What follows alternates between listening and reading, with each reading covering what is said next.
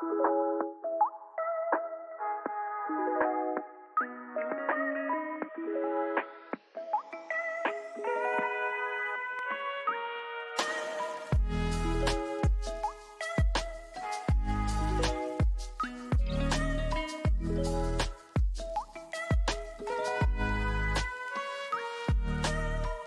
appelle les jeunes aidants ces enfants, adolescents et puis jeunes adultes qui apportent une aide quotidienne et significative à un proche qui est en situation de handicap ou qui connaît une maladie chronique et ou sévère. Pourquoi cette catégorie émerge dans l'action publique? Déjà, quand elle émerge dans l'action publique, c'est assez récent, puisqu'il y a eu la stratégie du gouvernement d'octobre 2019, qui s'appelait Agir pour les aidants, qui était une stratégie sur 2 ans, 2020-2022.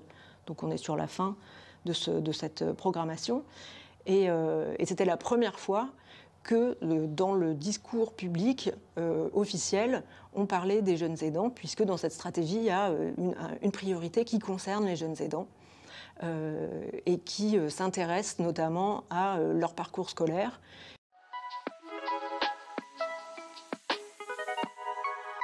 Les jeunes aidants sont des jeunes aidantes, sont des femmes, sont des filles qui vont probablement être aidantes plusieurs fois au cours de leur vie. Leur rapport à l'aidance est très différent, puisque certaines ont aidé un frère ou une sœur en situation de handicap physique, par exemple, de naissance. D'autres ont aidé un parent souffrant d'une longue maladie aboutissant à une fin de vie. Il y a chez toutes ces filles une manière d'être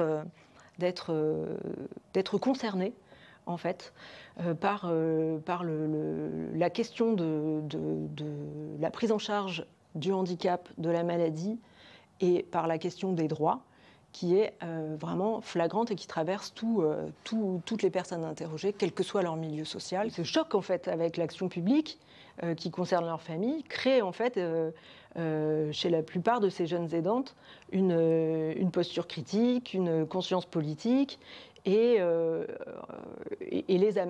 va colorer en fait leur trajectoire, leurs aspirations professionnelles. Elles ont toutes en tête, quand elles répondent à notre appel à volontaires, de vouloir faire avancer les choses.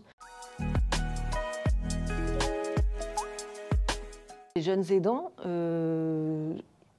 que nous avons rencontrés, encore une fois,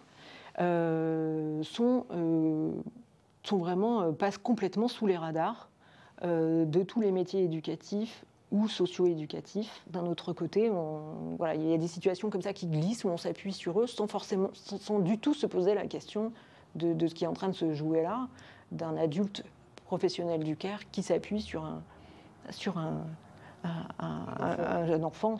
On reste sur cette évidence qu'ils aident et que les proches aident et que, en quelque sorte, il faut les aider à aider. On se dit, tiens, il y a des enfants qui sont aidants, qu'est-ce qu'ils vivent et comment on peut faire pour que ce soit moins lourd à porter? Mais on ne se dit pas, tiens, c'est quand même pas tout à fait logique qu'ils portent ce type de fardeau, parfois très petit.